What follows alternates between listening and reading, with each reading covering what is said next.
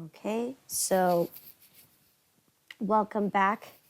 So chapter 10, as I gave you a brief introduction yesterday, is going to be one of the last major concepts that you need to know.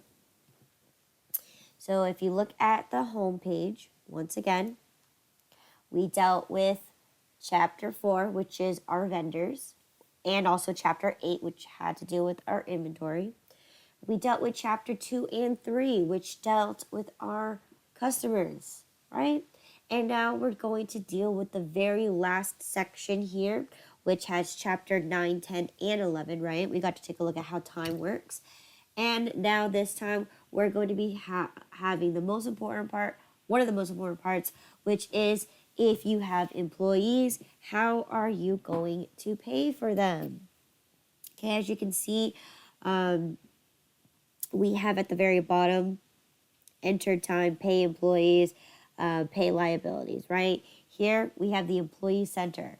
So here, when we actually dive into the employee center, it looks similar, if not identical, as any other center, right? Our vendor center, our customer center, they look the same. You have a list of all your employees. You have a brief introduction of a piece of info on them, and then down here is going to be a list of all the paychecks that you write to them. Okay, so that's the only transaction you would actually have for a employee is, did you write them a check or not? Okay, so that's this section here. Now, of course, this doesn't have anybody in there because we haven't even set up our payroll stuff yet. So that's going to be our very first thing that we're going to do is set up our payroll items, set up our use the payroll setup, and so on and so forth.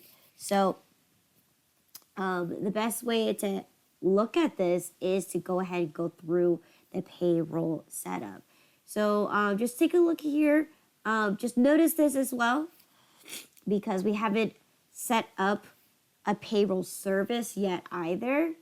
You only have 2 tabs right here, okay? In chapter 11, you're going to notice there's 3, okay, on the employee center. But that is just the employee center, and we'll go ahead and take a more look at it as soon as we complete our payroll setup.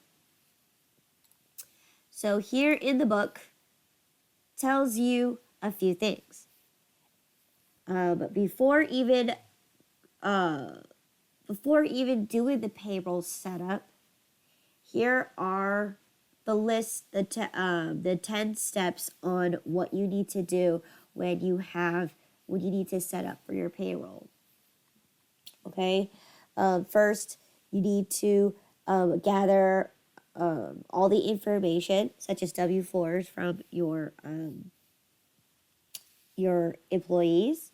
Okay, now here is what I think there should be a step 0, because step 0 is going to make this payroll setup much quicker. Step 0 is going to be, you need to decide 3 things. What kind of employees are you planning to have? Like, how are you going to compensate them? Are they hourly? Are they salary? Are they based on commissions? Are they people that come and go? Are they your statutory employees, right? People who work for you, but they don't work on you on a schedule. They work on you based on when you need them. Or in this case, if you have a 1099 worker, they're not going to be on your payroll. But if you do think about having a 1099 worker, what do you need to do to pay for them, and etc. Now, once you do that again, you have to figure out how you're going to compensate them. Third thing is, what benefits do you provide for your employees?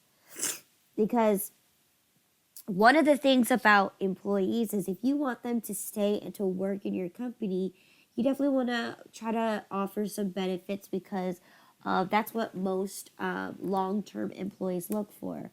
They look for um,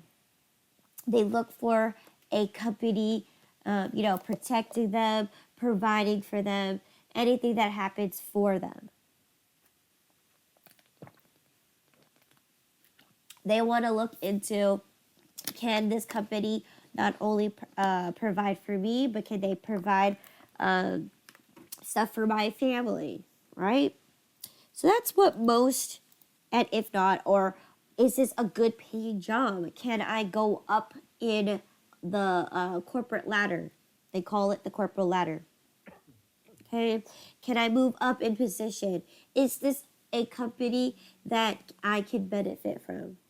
That is where you need to determine what are those extra benefits. And those extra benefits could be providing medical insurance, health insurance, vision insurance, 401k plans. Okay. You also want to set aside what kind of deductions you offer to your employees, right? Because if you offer like meals, like for example, if you have an EDR, employee dining room, and you offer to pay for their meals, right? But obviously that's a deduction to your paycheck. Okay? And yes, it's a deduction to from your paycheck because you're offering to pay them extra for meals, or it could be included as a additional for your meals. Okay? Do you provide fringe benefits when you travel out to places? Are you going to offer to have everything fully paid? Do you offer vacation pay, holiday pay, sick pay? Okay? All of those are going to be extra deductions, or there could be also extra benefits. So once again, you need to think of all of those things. All right? And then the last and third thing is you need to do your research on what agencies you're going to be filing your taxes for. Okay? We know that you have two of them. You're going to have to file to the federal, right, with your 940 and your 941. And then if you have state taxes, you're going to have to figure out where and which state local agency you need to pay your taxes to. So for example, why do you pay California tax, right? Maybe I paid to Sacramento, right? The state capital.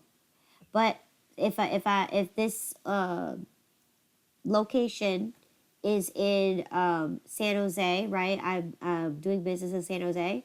Therefore, I need to pay to my San Jose location agency for the San Jose tax. Okay?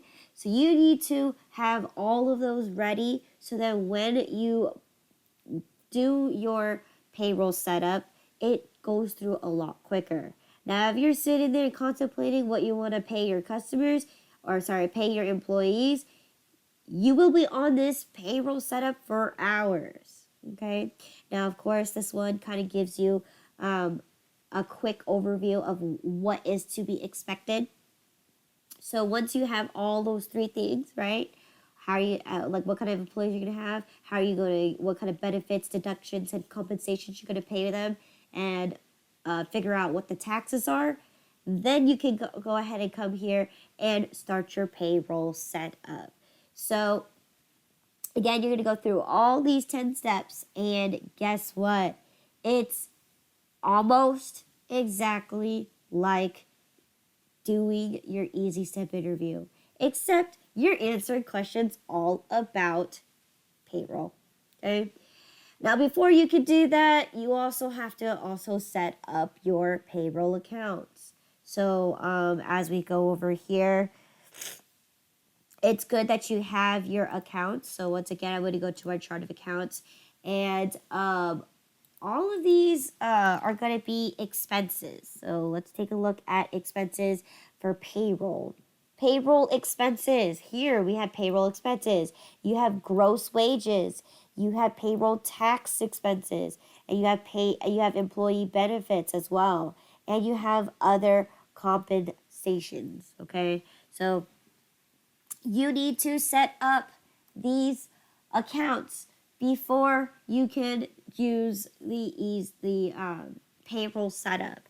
You also need to set up the vendors, the agencies, right, that you're going to make payments to.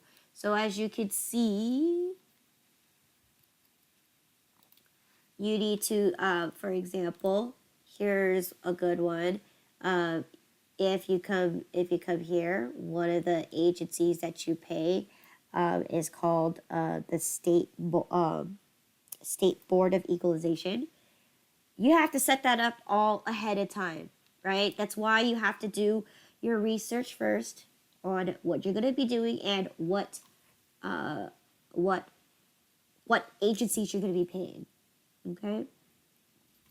And then we're going to talk about the second thing. So once you have your accounts, right, the next thing that we're going to be looking at is setting up your payroll items. Now, of course, if you go through the easy step interview, the payroll setup interview, you're going to be creating your payroll setup, payroll items as you go. But notice this. Payroll items is going to be separate from your actual item list, okay? Because your item list only deals with your sales process. Your payroll item list only deals with your employees and how you pay for them. So if I click on them, I have a few already set up, okay? The most one that you're going to make sure that you do have is your federal taxes. Okay, whether it's federal income tax withholdings, your FICA, which is your Social Security, and Medicare, and also federal unemployment, state unemployment, whatever ones that you can already preset up. Okay, but once again, you can set up as you go. And especially for the compensations, we have no compensations. We have no benefits. We have nothing here. So as we go through the payroll setup interview, you will be also setting up your payroll items as well. Okay, so these are just already these ones are just already set up, as you can see. Social Security is 6.2%, and Medicare is 1.45%. Right, those are all accurate. Okay. So, yeah, so once you have your accounts and your items set up, at least some of them, right? The next thing you're going to do is you're going to go through the payroll setup interview. Okay? So once again, you can only find this in one place and one place only. And that's going to be on your employees menu bar. And it says payroll setup. That's the only place you're going to be able to find it. You can't find it on the homepage. You won't be able to find it on the employee center. You can only find this on the employees menu bar, clicking on payroll setup. So once I do that, now it's going to open up my payroll setup interview. Okay, and you have to go through this. You can't manually build your payroll, okay? And if you do manually build your payroll, like enter in your employees one-on-one, and also set up your items that you compensate, whatever, you will be missing a lot of things, because a lot of things that you're going to do is when you go through the interview, you're setting it up as you go. So once again, if you do it manually, I guess I would say it's not as beneficial if you just go through the interview. The interview is something that you can visit anytime. So let's say you decided to just set up your payroll just as is, and you decided you're a small company and you don't offer your benefits. You can always revisit the payroll setup and add in your extra benefits. So this interview is something that you definitely want to use, because it will link a lot of the accounts together without you having to do it manually. Okay, so it is really, really important that you go through the payroll setup. Okay. Now, this is regardless of using manual payroll system or a a paid service. Okay, you have to go through this no matter what. Okay, so as you can see, there are 4 sections in this payroll setup interview, right? Obviously, you have the beginning and you have the end. But the main 4 that you're going to be doing is first is your company setup, then it's your employee setup, then it's your taxes, and then it's your year-to-date information. So straightforward, company is going to be what you compensate, what benefits you offer, what deductions you take, okay? And then setting up your employees. You don't have to go through that to set up every single employee. You can set up your employees in the employee center. But we're like just like how we enter in a new vendor and a new customer, you don't need to go through the interview to set them up. You can set those ones up manually. Okay, and then taxes. Taxes is the most important one because by identifying your what state you belong to and your zip code, it will automatically pull up the information on the internet for you. So that's also one of the more important ones that you need to know too, is because sometimes if you don't do your research and you don't know what taxes you have to pay and you accidentally forget one of those taxes, you definitely, like I said, you definitely want to make sure you do your research, because as seek a professional tax accountant, especially because taxes are very relative, right? If you're in the state that you belong in, you need to make sure you file your proper taxes. If you are, and especially if you have to provide for local taxes too, right? So let's go ahead and go through this. So we're going to go ahead and click continue. So we're going to start off with our company setup. Okay. So the first thing is going to be setting up your how you pay your employees. Pretty straightforward, right? Do you pay them based on a salary? Do you pay them based on wages? Do you offer bonuses? And do you also offer commissions? And here you could choose, right? You could even have them earn their wages or earn their money through tips. So if you guys remember, I'm sorry, for those who were in the accounting, tips could be considered a form of compensation. Yes. So anybody here in Vegas, right, who does work as either as a cocktail waitress, bartender, whatever, you guys are some kind of hospitality. You guys can earn tips as part of your earnings, and those are going to be claimed, meaning you need to report them. If you don't report them, then you try to pocket them, I think you might be able to get in trouble for that.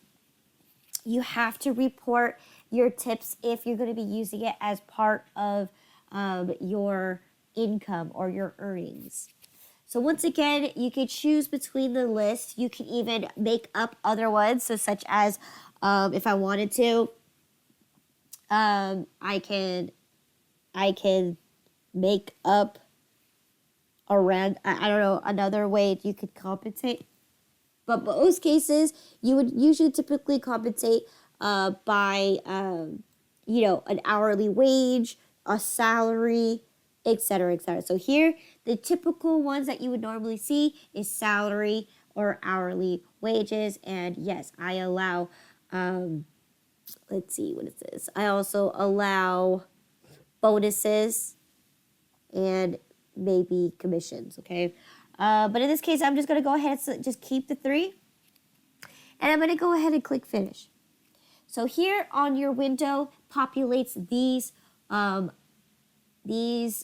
list of payroll items because these are compensations. So let's go ahead and take a look in the book on which ones we're going to keep and which ones we're going to delete. Okay, we also are going to be editing some of the information here. Okay, so here you go, payroll setup interview. And let's take a look at the items that we're going to keep. So here they are. It tells us that we're going to take away, we're going to delete double time.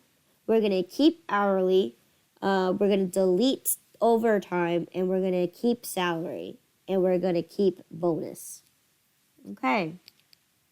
So that's pretty straightforward, right? You could select each one, right? I don't want double time. So you could choose to either, you can add another type of compensation if there is one. You can edit the information on there. Maybe you don't like the way it says, but also if you do click on that edit, you're setting up what accounts are going to be linked to them. So that's also important. You can rename the item, and then of course you can just simply delete them. Now, of course, you can delete them because right now you're setting them up. You're choosing which ones you're going to be actually using. So there is no error, or there is no, way that you can't delete them. You can't delete them right away because you're setting them up right now. You don't wanna ever use them, then delete them right now. So for example, that double time, I'm gonna delete it. Okay, it's gonna give you, okay, let's see. Oop. Okay. And then yes. Okay. So you make sure you want it just asks you, are you sure you want to do that? Let's see what it says here. We're gonna keep hourly. We're gonna get rid of overtime. So delete that. Yes. We're going to keep salary, and we're going to keep bonuses. So let's go ahead and work on hourly. Okay. So in this case, I'm going to edit the information for my hourly. So here it's going to give you another series of questions because this is how you set them up and how you link them to your proper accounts. So once again, we're going to see here that I don't want to, we definitely want it active. It's definitely something that you're going to use to pay your employees. So you definitely want this item to be active, okay? And then how are you going to name it?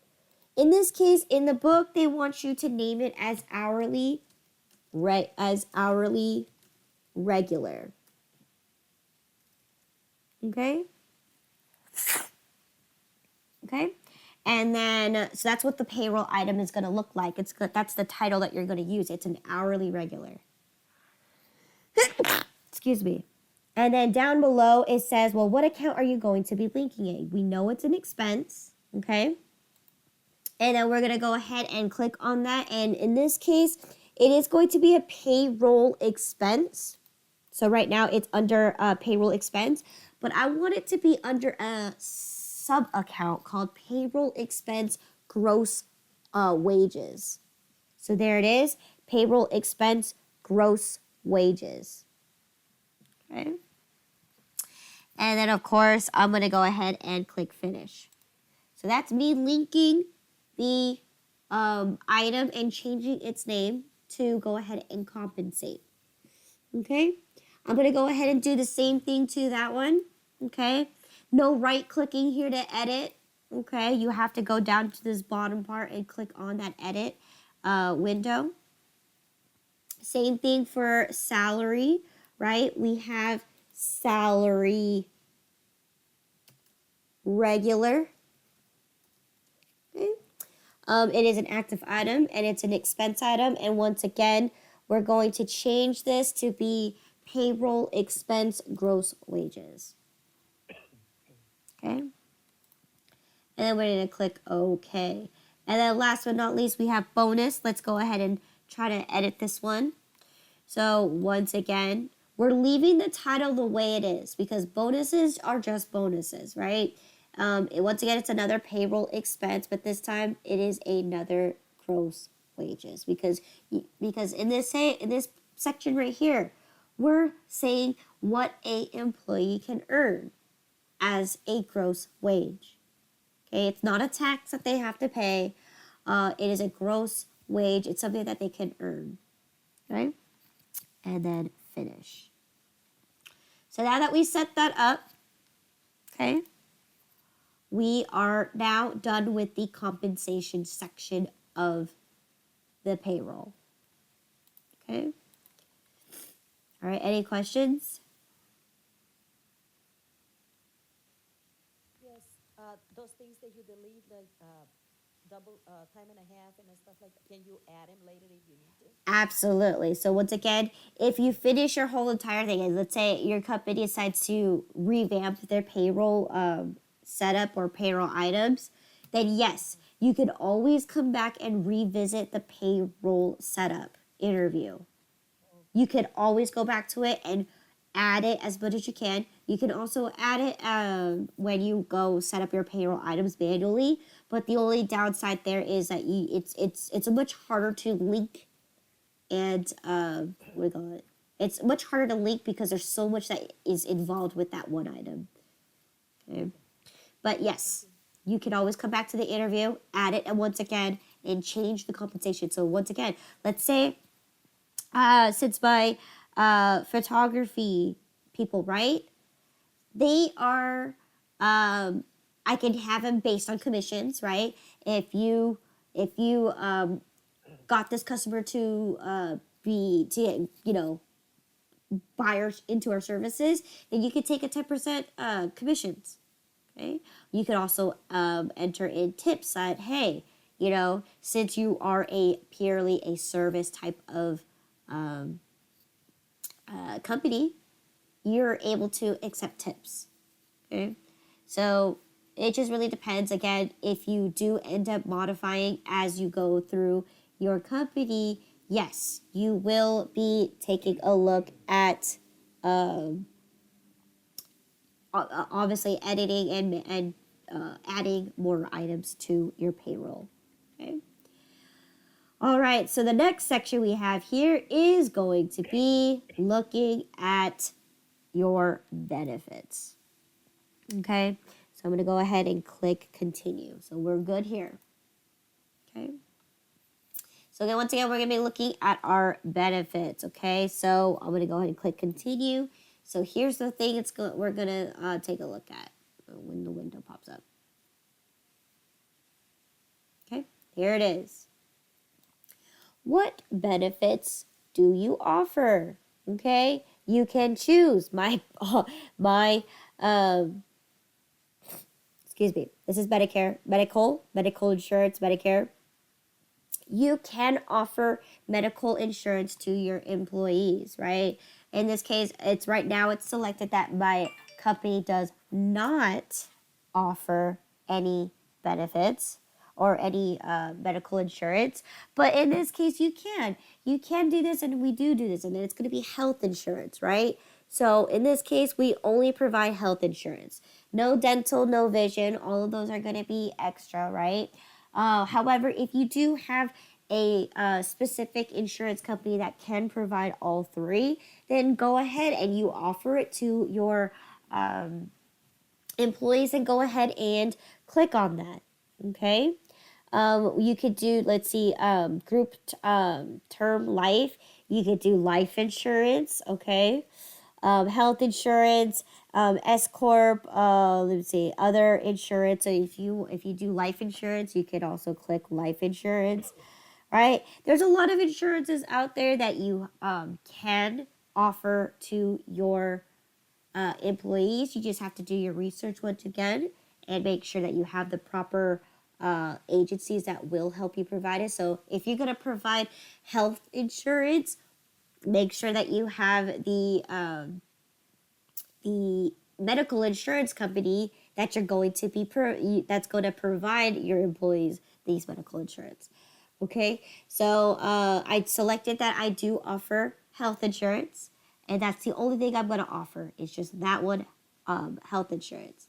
So I'm going to go ahead and click next. And then now it's going to ask me, do I want it to be for the company to pay for all of it? Most cases, if you're lucky enough and you work for a corporation that is that can afford to pay everything, then you choose that. But most cases, oftentimes, the company pays for a section and you pay for a section. So if you've had medical insurance where you always had to copay, that is the scenario where your company pays for half or a portion. Usually it's half or what is it? The company, you guys agree on some kind of percentage. But if you do end up doing a copay, you pay half, the medical insurance pay the other half. Okay, that's one way of looking at it. But if you could go into the doctor's office and walk away with nothing, then your company has paid for it. Okay? So with that idea right there, most cases you definitely want to have the company and the employee pay 50% or at least half of it. Okay? And especially a company pays for a portion of it and you pay for a portion of it. Usually it's 50-50 or 60-40. But, medical insurance is very expensive. And if like I said, if your company can provide full benefits, right, they cover the whole cost for you, including visitation, no deductions or anything like that, then, that's a very good company. But once again, medical insurance is very, very expensive. Okay. So usually they do company pays for a portion and the employee pays another section. And then the next question that pops up is, well, when do you want it to be deducted? You want to do it deducted before the check or after the taxes? Usually medical insurance is always deducted after insurance.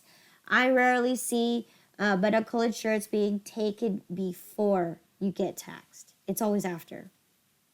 Okay, so there you go. But you do have the choice to either do it before or after taxes. Okay, and once that part is set up, I'm going to go ahead and click next. So here's the next portion that asks you, well, what do you want to what kind of vendor do you have for the insurance? In this case, we're going to leave it blank because in this case, your book says there isn't any vendor. And you definitely want to make sure that you click on I do not want a regular payment. Okay? And then we'll go ahead and click finish. So here you go. You have this up here. Your medical insurance company and the medical insurance that's taxable because once again you have the portion of that the company pays and then the portion that the employee pays. So again, we're going to change the name because we don't want to call it medical insurance. We want to call it health insurance. So from there, let's take a look at our book to see exactly what we're going to name the exact title. So here it is. Let's see what it says here. Okay, so we're going to actually delete health insurance company pays. Okay, and we're going to change the one that's taxable to medical insurance to health insurance. Okay. Or in this case, it says medical insurance. Okay. So let's go ahead and take a look at that. So we're deleting the company one.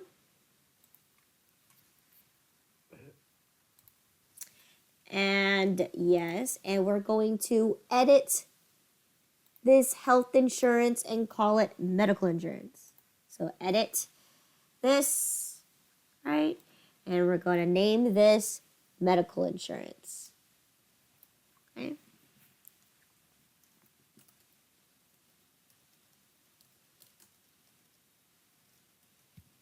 Okay. Once again, it has to be an active item. Okay.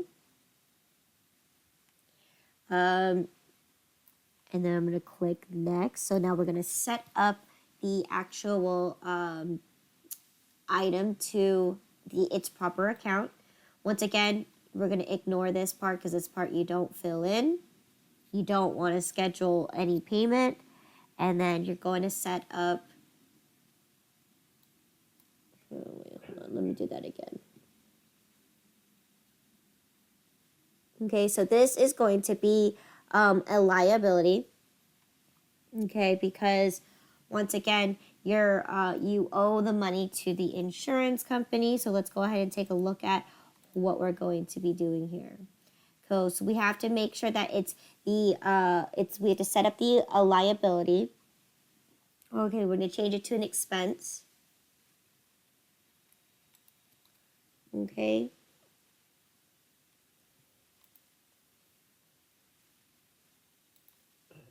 And then we're going to locate health insurance, or in this case, payroll, medical health insurance, so insurance expense.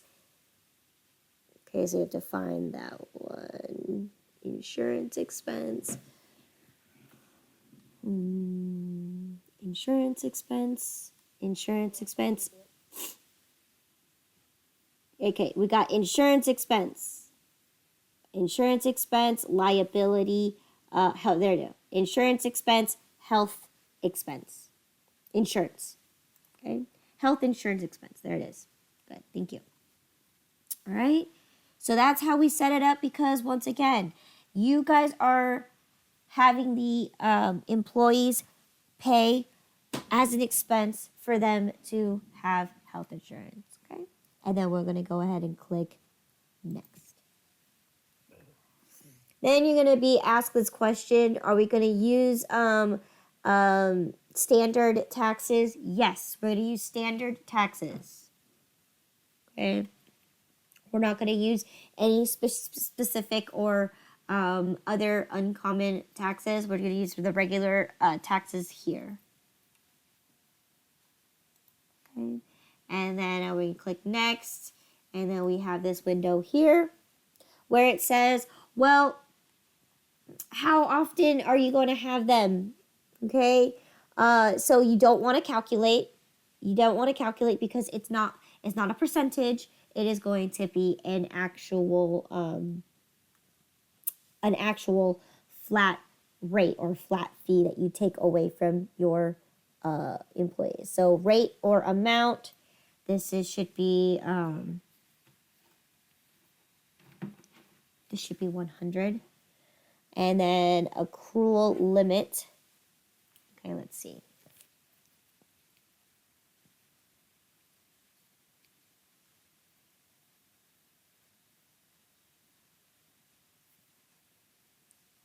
Okay, let's take a look in the book. Can't remember what it's supposed to say. It is $100, and you're going to have it monthly limit. Yes. So it is $100. Okay, and you want it a monthly limit. Okay, and what is that limit? I believe there isn't a number there. No, it's not. Good. All right. And then once again, I am now going to click finish. So that's how you properly set up your health insurance item. Okay. So there's a lot more than just putting in the payroll item. You have to link it to the proper account, and you have to set up what are the guidelines. What are you going to charge each employee, right? And how often are you going to charge your employees, right? Are you going to calculate as a percentage? Most cases, it's never a percentage. It's usually a flat rate that an employee has to pay. Okay, and there it is. We finished doing our medical insurance. Okay. So let's go ahead and click continue. Okay. So now the next thing that we have is going to be setting up any other extra benefits. So whether it's a fringe benefit, or in this case, we're looking primarily on retirement benefits. Now, the most common one that I've seen is going to be a 401k.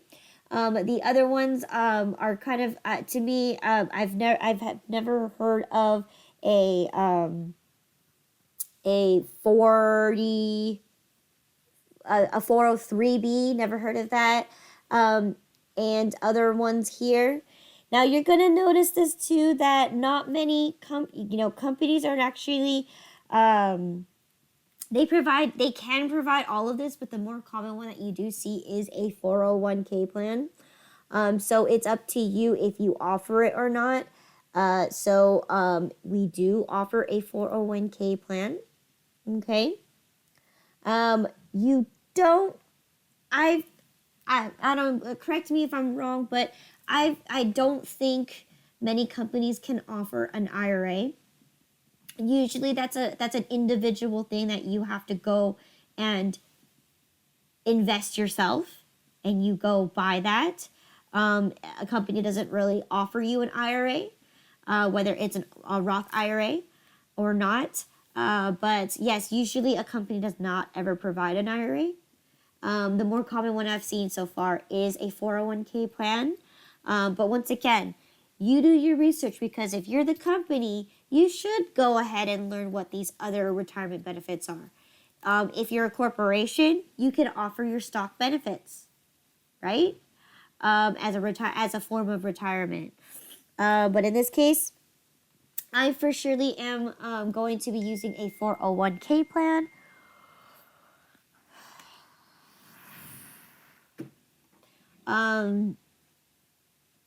Okay, so you're going to be using a 401k plan, and then that is probably the only thing I'm going to offer. All right, and I click next. So once you do that, then you're going to get this window saying, well, who is going to be the payee that you're going to be, or the vendor that you're going to be paying towards this 401k plan. And here it's going to be Merrill Lynch. Okay, so there you go, Merrill Lynch, right? So we've already had this vendor in there already. Their account number is 123-45678. And let's see, let's take a look here. It says, let me see, payment, okay. Is it weekly? Let's see what it says. I think it says I do not want to schedule a payment. Okay. Yes. And then we're going to go ahead and click next or finish. Okay. So here, there are two things that you have to set up, because one of them, as you can see, right, it says one of them is the match, and then one of them is the regular one employee. We're going to be actually changing those titles, okay? So let's see. Of course, when we do this, we need to set up what a company agrees to match our the 401k that our employees choose to if they invest into their 401k, what is your company policy that you want to, whether you match him 100% or do you match him 0.5%. So that's why you need to figure out what you want to do here. So the first one that we're going to take a look at, we have here is 401k plan. We're going to name one of them as company, and then we're going to, so that one is going to be company match. We're just going to rename it to 401k match. Okay, so let's edit this one. Here it is. Okay, so right now, once again, we're going to rename this to 401k match only. You don't need that company match. So I'm just going to 401k match. Okay. And of course, once again, it is definitely active, right? We are using it. Okay. Then let's go click that next button. So here, once again, I've already entered it in, right? We put Merrill Lynch, right? The account number is the 1234567 and we don't want to schedule anything. So that we've already done this part. So when it comes up to the front part, usually your 401k employee and your company, right? They have to come from the same company. So they kind of help you facilitate that by having that window for you to fill it out for both of them. In the book, it tells you that you have to fill this out twice. In this case, I've already filled it out in the very beginning. Okay. And then I click next. So now this is actually setting up which accounts are going to be linked as to this. So once again, it is going to be an expense account. Okay. It's going to be an expense account. So there it is, expense. And this time, so expense account, expense. And this time I have to pick which expense account is it going to be. Wait, let me see. Hold on. Expense account is the payroll expense employee benefit. Okay, so let me take a look at this. Expense account. Okay, I see. It's this one right here. And we're doing employee benefit. Okay, so employee benefits. Okay. And then we're going to take a look at the liability account to be payroll liability other payroll. Okay, so liability, because once again, not only does do we have to set this up as something that we are linking as an expense, but once again, we owe this money to the actual vendor to pay into our 401k plan. Okay, so therefore we have to have it considered as a liability. So once again, we have a liability, and it is payroll liability, other payroll liabilities. Okay, and then we can go ahead and click next. And then it's going to ask you what kind of taxes you to use. You're just going to use standard. Okay, usually that's the easiest one. Okay, and then click on that next button, and then now it's going to ask you this. Okay, are you going to have a calculated amount? Yes, you are. Okay, let me see. Using hours as a percentage is what we're looking for, as a percentage. Okay, so this is our company, and we're matching them. We're going to match them only up to 2%, okay? Because that's what our company agreed. If the employee puts 4%, we're going to match them half of that, okay? Now, you're going to be very happy if your company can match you up to as the maximum of 6%. That is a lot, especially if you earn more than $2,000. So, but most companies, right, they usually match you up to 50%. So whatever you put in, they'll match you either 50%, and it's almost rare that they'll match you 100% because they have to think about what other employees that they have to also match as well. Now, of course, it's up to you, right? You have also the discretion of how much you want to invest. So once again, before you fill this out, you definitely want to make sure, are you making it a company rule for every person that they're going to be having to only invest, only have up to 4% that they can invest, or they can have the range where they can choose how much of their paycheck do they want to invest. Okay, so once again, in this case right here, we are investing as 50%. Okay. And it says right here, 2% annual limit is going to be restart. It is yes, we have a limit, an annual limit, and it's going to restart at $5,500. Okay. All right. That means at the end of the year, it's going to restart how much they can accumulate from us. Excuse me. All right. And I'm going to go ahead and click next. All right. So that was just setting up what the company can match the employee, right? Now the next one I'm going to do is edit this one, and we're going to edit this one.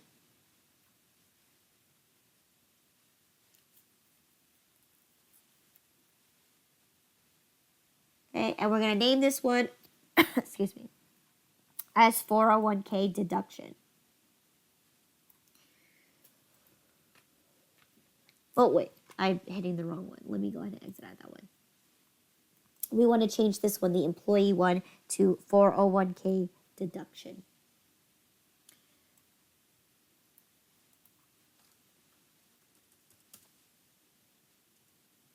Oop, 401k deduction. Okay. And we're going to go through the same things, except we're going to set up a few things a little differently. So this is what the employee chooses to invest, or this is how you set them up for the employees. So I'm going to go ahead and click next because we already filled this part out, right? The Merrill Lynch. So next. Okay. And once again, same thing here. It's going to be, let me see. It's going to be a liability, right? And in this case, when we set this one up, it's going to be a liability account. It's going to be for payroll liabilities, other payroll. Okay? Other payroll liabilities. Okay? And then I'm going to click next. All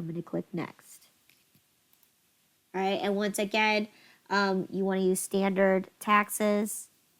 And then it's going to ask you this, okay? How are you going to calculate this, right? Once again, you're going to calculate as a percentage, okay? And let's see what percentage that is. So we could say that the employee can go up to as much as 4% per year, okay?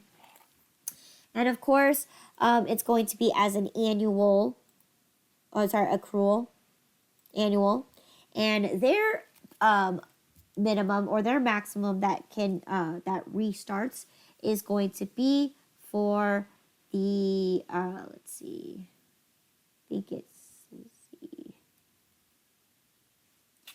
they're going to be the $16,500. Okay, so they have a bigger cap that they can choose to accumulate, because once again, they can put as much as they want into their retirement benefit plan, right? The company can either match 50% or whatever it is, right? So in this case, $16,500 is what their maximum employee can place into their 401k. Oh, I'm stretching it. There we go, and I'm going to click finish. And there we have it. That's the that's the 401k plan setup, where we match the employee, and we also match we have the employee do as their deduction from their paycheck. Okay?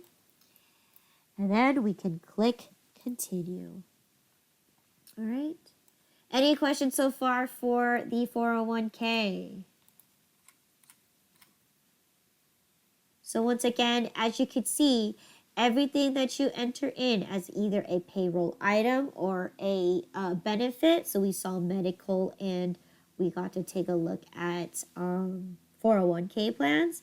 Now imagine how, if you're going to be offering a lot more than a 401k plan, such as vision, dental, all of that stuff, you can see how much it takes just to set up one item. And that is what I mean by you're better off going through the interview than going through doing this manually, because of how many things that you have to set up. You have to link the accounts, etc., etc.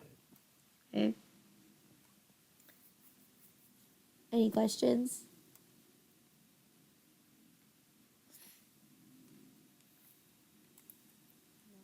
Okay. Okay, good. Okay. So the next thing that we're going to be looking is going to be your paid time off. What do you offer to your employees as paid time off? So the list goes on and on because you can pay them for a lot of things, right? For paid time off, you could do holiday pay, vacation pay, sick pay, personal time off pay. Like you could pay them. Well, that's also known as vacation pay. There's a lot of ways that you can compensate your employee for whatever days that they miss. Okay, for other companies, right? They have it's by law that an individual can't work for the company for X amount of days, right? Because of the Legal Labor Act laws, okay? So in their case, you can pay your employees to take time off, all right? Now, that's only if a corporation can afford that, right? But once again, if it's like, if they can't come in and work, you know, and it's a very important job that they work, you know, you decide whether you want to pay them or not. So here are the options here that they give you as an option. You could do paid vacation or paid sick time. So in this case, they only offer vacation. I think sick time would be better than a vacation, but that's okay. All right, let's go ahead and click finish. So as you can see, here it populates up here. And let's see, we're going to select vacation hourly, and then we're going to select that. Okay. So you have hourly vacation, you have salary vacation, right? Those are okay the way they are. So I'm going to go ahead and select vacation pay hourly. So hourly. And I'm going to edit this. Okay. And once again, we need to set up the accounts that are associated. Yes, it's active. Yes, it's going to be an expense item. And this account's going to be for payroll expense gross wages. So once again, if you're going to pay them for their time off, it's going to be considered a gross wage. Okay. And then I'm going to click finish. Same thing here. If you're doing vacation pay, you have to set this up as well as gross wages. Okay. So, yes, that's pretty much what you have to do. You can rename them if you don't like what you see, right? You can rename them however you like, but hourly vacation is pretty straightforward. Salary vacation is pretty straightforward. All right, and I'm going to go ahead and click continue. Now, here's going to be another pop-up window that's going to say any additional extra benefits that you offer to your employee. So this can entail fringe benefits, right?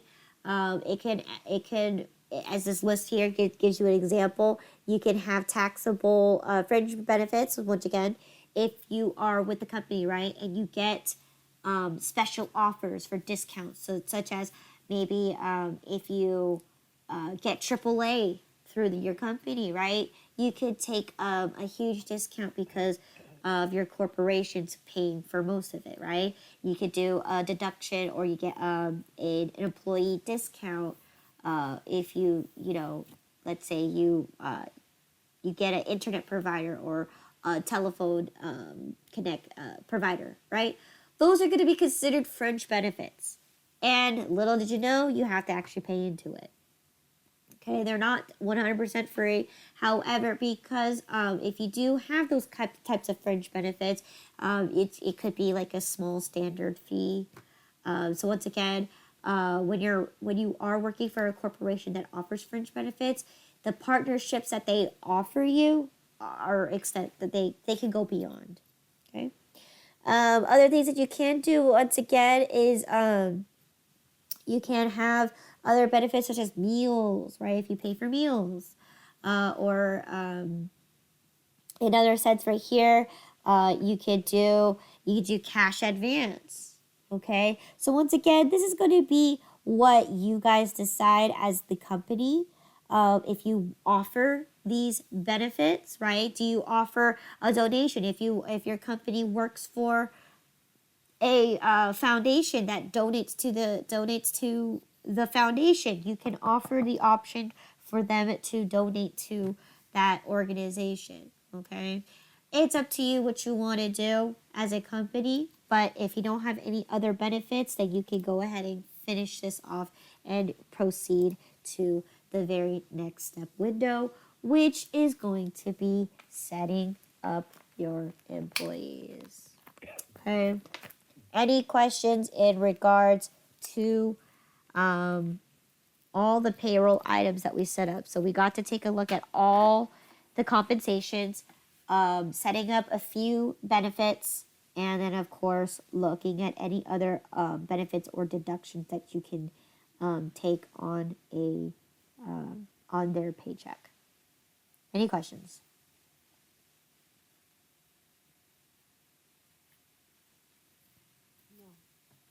Okay. So let me go ahead and go into the book, because the next section that we're going to be looking at is setting up our employee. So setting up the employee is a huge chunk, and once again, if it makes it easier for you to go through the interview, then go through the interview. But if not, you're more better off doing it as when just like setting up a vendor or a customer. You could do it just easy as that. They're setting up employee. Here it is. Okay, so everyone, if you guys are following along, please be on page 304 because we're going to be setting up our first employee. Okay, so once again, here's that window, and we're going to click continue. So in this aspect, you can bypass it. You don't need to set up your employee right here and then. But let me show you, by going through the interview, how much information you need to collect from your employee. Okay?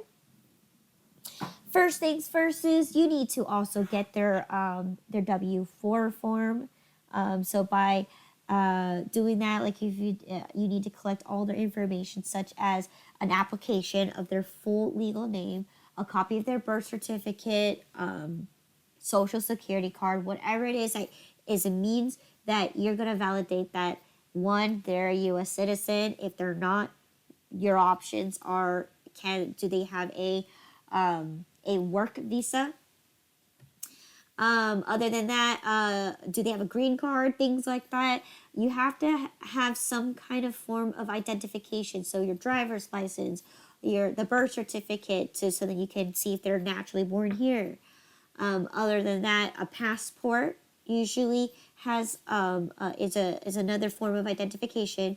You need to collect a copy of all of that, including their W-4 form, because their W-4 form is going to tell you how they want to be taxed. Now, of course, this is the 2019 edition. If you go out into the future, if you guys take a look at the new W-4 form, it has changed drastically. Okay, so for those who are in this class that will be applying for the future jobs, your W-4 form is going to look completely different from what you've done in the past. We no longer consider withholdings as a thing anymore. It's everything is calculated based on an annual number, and every deduction that you take, whether you claim dependents or stuff, are going to be taken after you're taxed, which is really weird because usually it's before tax. And every deduction is going to be based off of an annual or a per paycheck case. And on top of that, the new 2020 form, right? Because of the new vast majority of employees having the ability to obtain more than one job, they want you to file all of that into one piece of paper. So again, if you're filing as a married individual, you also have to consider your spouse's income. Okay. If you have a secondary job, right? A lot of people nowadays, right? They can work their primary job, their primary 9 to 5, and then after hours they could do Uber, Lyft, Postmates, whatever other job out there. Okay, or but back in the day, you're allowed to do multiple jobs. Not like it's not something that isn't an option, but back then you would have to file a couple separate different W-4 forms for those specific employers. And then you would have to submit all of them to the IRS. In this case, they make it so much easier for you and just to compile it onto one. However, the W-4 form nowadays are a lot more confusing because, if you do have those secondary jobs, you have to enlist everything. And especially if your primary job isn't the only income that you have. You also have to enter in any extra income, such as if you own stocks, right? Those are going to be considered income to you, whether you cash them out or not, or trade them. So there's a lot of differences between the new 2020 form. However, since I'm using the 2019 version, and you guys are be looking at the 2018 version, you guys are going to be looking at those older types of W-4 forms. Okay, but just let me give you a heads up now. If you do end up working for a company, you're more likely to have to use a later or newer version of QuickBooks. Okay, so first things first, we're gonna recognize who is my employee. Her first name's Katie, Kati. Okay, her middle initial. Does she have one? I don't think she does. And then her last name is going to be Reynolds. Ray Knowles.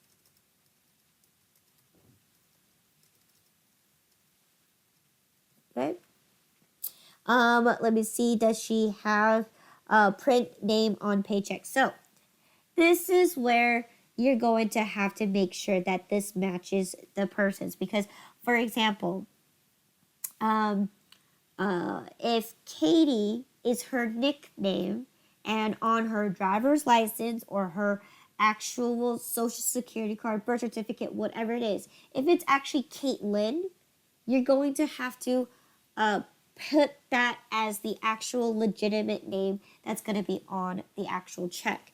You cannot use a nickname. Unfortunately, you can't. It has to be the legitimate name that's on the social security, birth certificate, passport, driver license. It has to be the full legal name.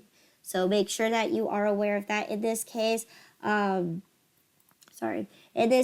that's just fine. That's her real name.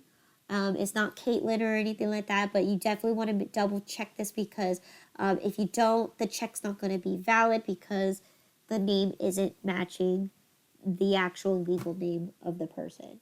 Okay? Other than right here is going to be the employee start date. Once again, yes, she's active. She's currently working.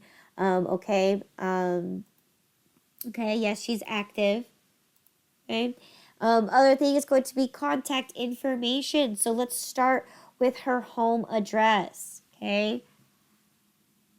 She lives on 432 Enos, I don't know, Lane.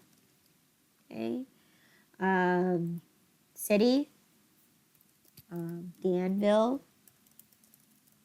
I believe that's also California. So you're going to select here. And here, by selecting this, where she lives, right, it's important that you know this as well. If your employee, okay, lives in another state but works for your company, you're going to charge them based on where they live, not where they work. So, for example, if I live if I live in California and I'm working at a company here at Las Vegas, Nevada, I am subject to pay for California tax because I'm still considered a Californian.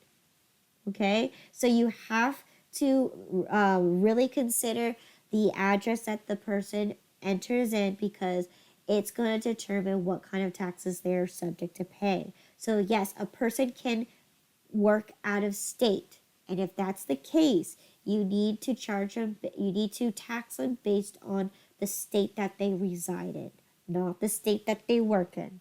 Okay? So I gave you that example. Hopefully you understand that. If I live in California, but I work in Nevada, Nevada does not pay any state taxes.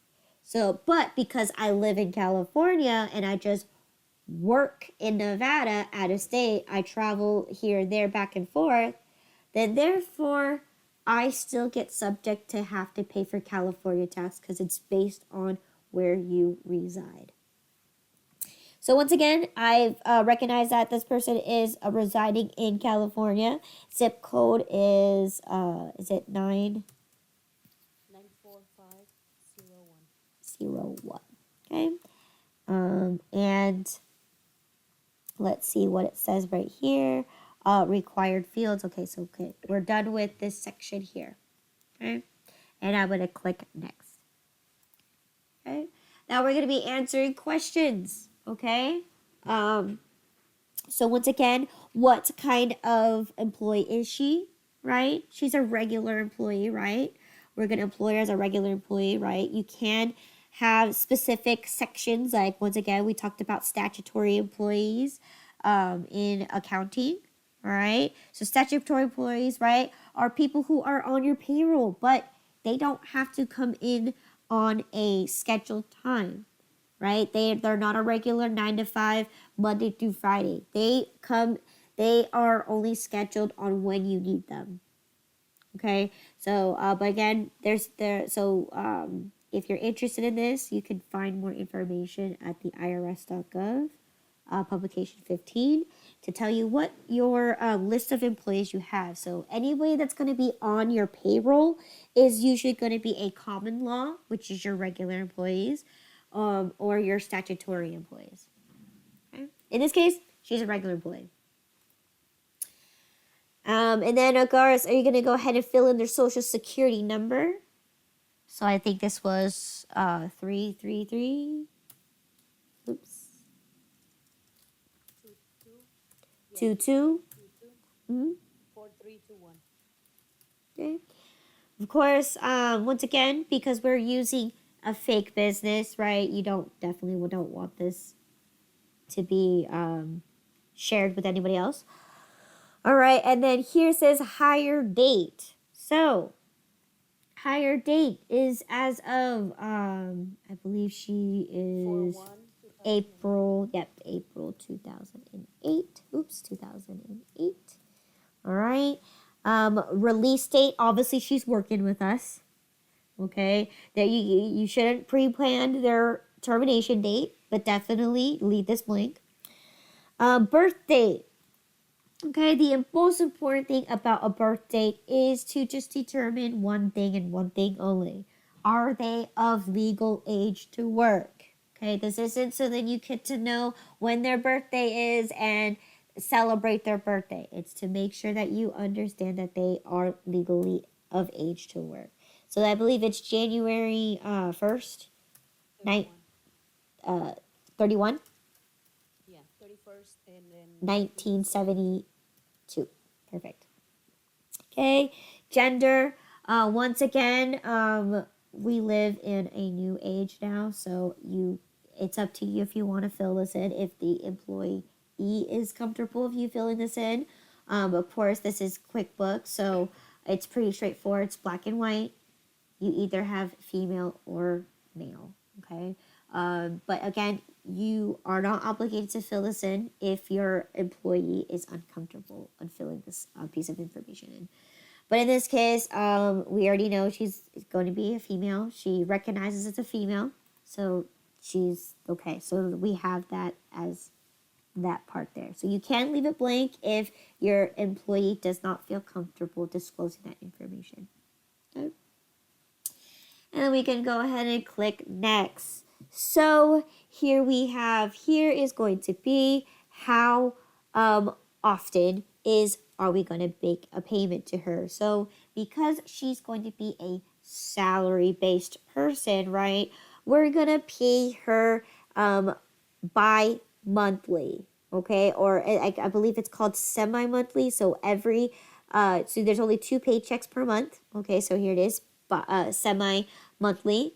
So what this means is that they're only getting paid on the 15th and the last day of the month, okay? So there's difference between different pay periods, right? You could choose to pay them every day, right? Uber, Lyft, and Postmates, they allow you to collect your earnings at the end of the day.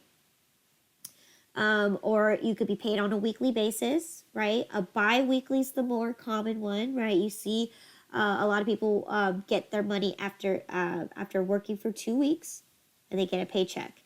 But this one is also another common one that most salary-based people usually would get their paycheck every 15th at the very last day of the month. Okay? And once again, we're going to recognize she's a salary person, right? And she gets to earn $60,000, right? So you want to make sure that this is an annual amount. Usually, most commonly, when you are looking at a salary-based type of job, you are given an annual amount versus a monthly amount, I would say, just because a lot of employees, right, they look for that specific piece of information. You go apply to any job, and the baseline says that what's the pay rate, and you can either have it by the rate or as a salary-based annual income. And in this case, it is per year. All right, and that's it for that section. Okay. And we can go ahead and click next. So now these are the things that we offer for our employees as we've set them up. If you guys remember, right, we set up the 401k deduction. We set the 401k person that they can match, the company to match them. We also set up the medical insurance, right? So let's go ahead and validate this. Since this is our first employee that we're setting up, it's important that the payroll items, right, that we set up earlier are not there yet. So we have to reset them up per employee basis, right? So in this section here, we're going to set up the first one is going to be the 401k deduction is going to be 0. The limit is going to be 16,500, right? Just exactly what we said here, right? So description amount is going to be, limit is the 16,500, but the amount here is going to be 0, right? We haven't determined what it is yet. Same thing with your match here is going to be 0. However, the limit here is the 5,500. Okay. And then, of course, the Medicare, you're going to deduct automatically $100. And there's no cap limit. Okay, so no limit, right? So that's just us setting that part up, and then we could go ahead and click next. So now this is where we need to, let's see. We need to take a look, okay, at Katie Reynolds' earning. So she can earn, let's see what the book says. Let's see what the book says. Oops. 80 hours per year, is it? Mm-hmm. She can only earn up to 80 hours because since she's a salary-based person, usually a regular work period would be anywhere up to 80 hours, right? It's a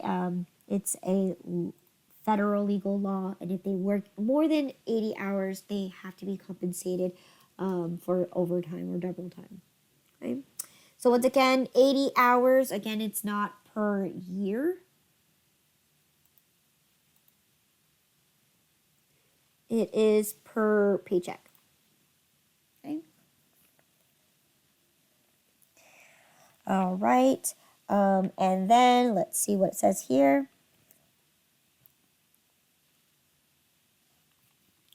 So then it says, okay, so what happens if she has unused vacation? Okay. Do you want it to reset, save for the next time, have it accrued, or have an actual limit? In this case, I believe there is an actual limit, and it's up to 200. 200 hours. So she can only claim up for PTO up to 200 hours. Okay, and then Katie Reynolds again earns, right? Is there time off? Okay. Does she do it currently? Let's see. Let's see what the book says. I believe this part, it might be different. Time off currently. So it's set. It is the time off currently. Okay. So let's see. There's an actual limit, time off currently, and then once again, the balance is going to be 200 hours, used 0. So she used 0 right now. Okay, perfect. Everything looks good. Now, so here's a small section that's different from the book than it is on, or the different on the book. It's going to be what happens if she has, what does she have available? So right now, as of the as of today, because we're, once again, this QuickBooks pulls as of today, you could say she has the full 100 hours, and what she has used is none. Okay, and I'm going to click next. Okay, so now we're going to be taking a look at this question here is, do you offer direct deposit? Now, because if you already paid for QuickBooks, right, and you pay for a payroll service, that also includes the availability to send to do direct deposit. Now, if you are a small company and you doing manual payroll, unfortunately, it is going to be considered a paid service to directly deposit money from the company's bank to the individual banks. So as again, if you cannot afford it or you're just too small of a company, then you don't offer the direct deposit. So in this case, I'm just going to skip to the next one because we don't offer it. Okay, and we go next.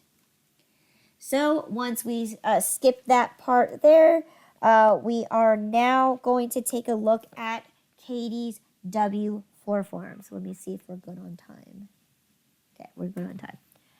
So here, this is where you need to collect this piece of information from your employee. Okay, your W-4 forms are very important, especially because what it is basically is your employee can ask the employer to withhold specific amount of money. They can choose how much they want to be taxed by letting you know with this form.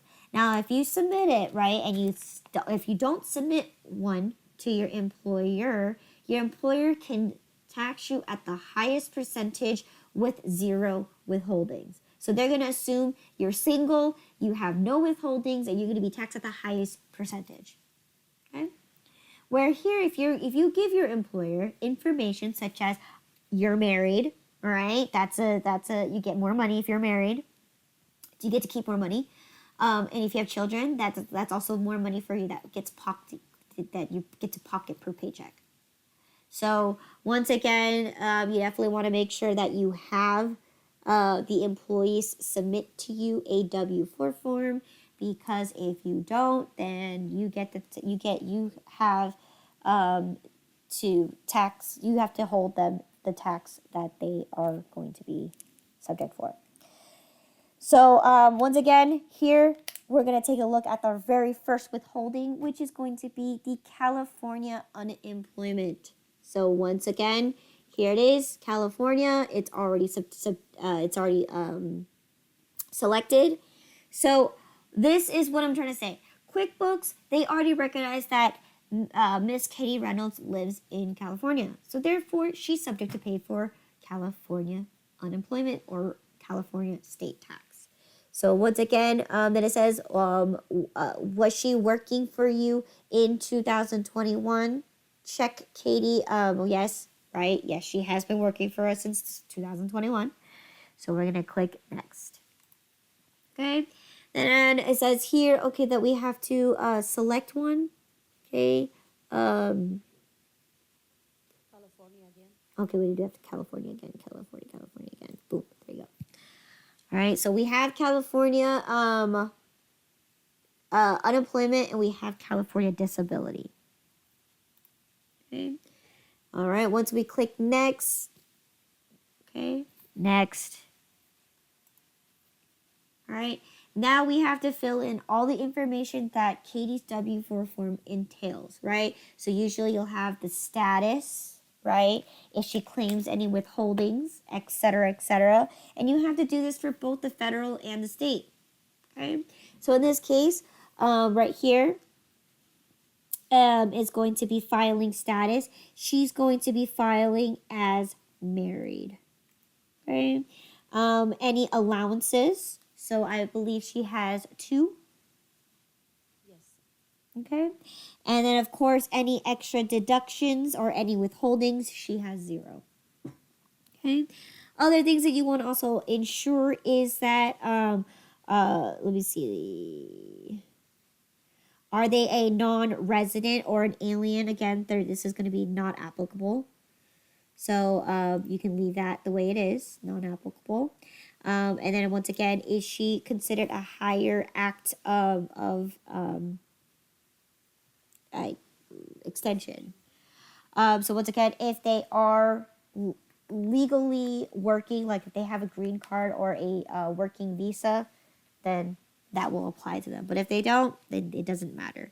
So here we're just gonna make sure that these are the actual things that they're gonna be subject to look at.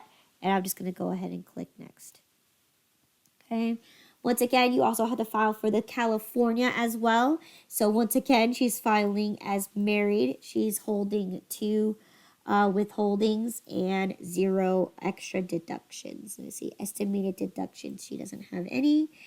Extra withholdings, she has none. Okay, hold on. Pay regular withholding allowances. Okay. And once again, she's subject to this 1 deduction for the California unemployment. Okay, and then we can go ahead and click next. So then now, this section here is to enter any additional state taxes or any local taxes. So once again, it depends on the state that you live in. It also depends on the city that you also live in too. So a good example of a local tax that you could commonly see is that if you do work in San Francisco, an example of a local tax is that the employees who work in San Francisco must pay for the public transportation, which is that trolley that goes down San Francisco. They have to pay for the public transportation. That's a public tax or a local tax that they may have to charge. But in this case, the book doesn't tell you anymore, so we don't have any local taxes for wherever she lives. Okay, so I'm going to go ahead and click next. Okay, now what kind of tax is she going to be subject as? I believe she is a S type of tax. So she is S, which is state plan. Okay, and we can go ahead and click finish. Now, how long did it take us to have to go through and set up the employee? That was a long time. We went through every question, exhausted a lot of questions, and that's how much it takes to set up one employee. Now, your choice here is, would you want to continue to do another employee on here? It's up to you. If you're not, if this is your first time doing the payroll portion, then yes, I recommend you to use the interview. But once again, if you've already done this before or you're in the position as HR, then you're fine by just going to the employee center and just entering in a new employee. Because all this information, once again, the interview, you just answer the questions.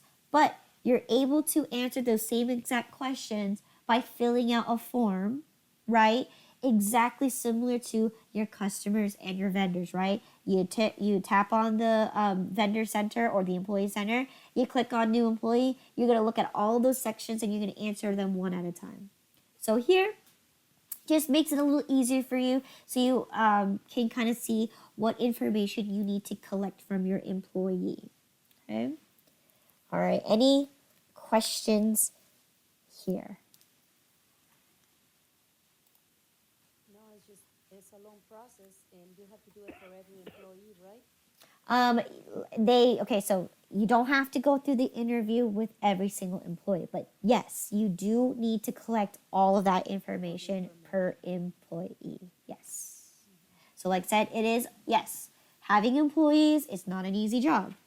Okay? There's so much information because it's a legally binding contract and you have to make sure that you're involving not only the federal, the state, and the local government agencies because you are a legitimate company and they want to make sure that you are doing your job as an employer to serve your employees and properly pay them legally. No under the table, okay? But yes, it's a huge, long process, and there's a lot of information that you need to collect.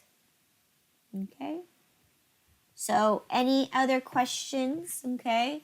So, right now, it is exactly 10:04, and what we're going to do is take a break. 15-minute break. So, it's 10:04, so I'll round that to 10:05, or now it's 10:05. You have 15 minutes, so please be back by 10:20, and we'll continue off the rest of the interview when we come back from the break.